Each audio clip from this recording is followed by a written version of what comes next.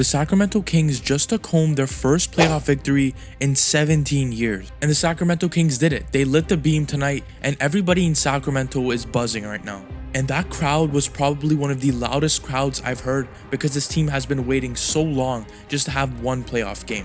And the Kings did not disappoint. Players that usually don't step up, stepped up, and I think that this Kings team has a chance to go very far in the playoffs. In today's video, we'll be looking at the 3 players that stepped up the most on the Sacramento Kings, and we'll also be telling you why this series is going to be the best and most entertaining in the whole league right now. Before we get into today's video, make sure you guys hit that subscribe button to stay up to date with the latest NBA news, and smash that like button if you enjoyed today's video.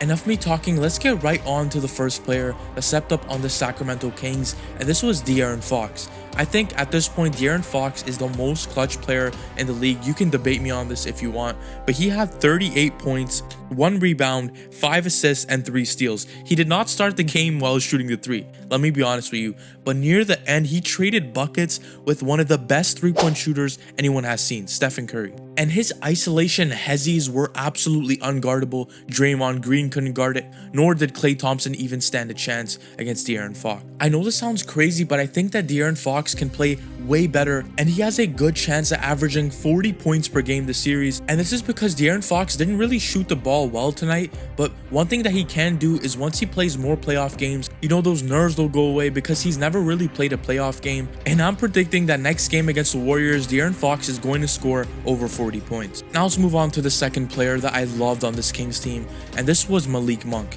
Malik Monk was a player that they literally snagged from the LA Lakers, and he played insane. He played out of his mind. He had 32 points, 3 rebounds, 2 assists. But what makes Monk so scary is that he's probably one of the most efficient players on the floor. He had a 61% field goal percentage, and he knocked down 2 of his 4 3-pointers. And especially in this back and forth game against a Golden State Warriors team, you need that guy that's willing to take those big shots. And Malik Monk was probably the most aggressive player on this team, and this is because he drawed a lot of fouls, and this was evident as he shot 14 free throws and he made all 14 of them. This shows that when the clock's going down and De'Aaron Fox is not on the court, you can trust Malik Monk to go out there and score you some buckets and even force some free throws if he has to. And just Malik Monk's energy is beyond anyone I've seen. He's always hyped for every single player that scores. When De'Aaron Fox was going crazy, Monk showed love to Fox and every single player on that team. And when you have a player that is energetic like this, it just rubs off on everyone, and you go ahead and get a victory over a championship team.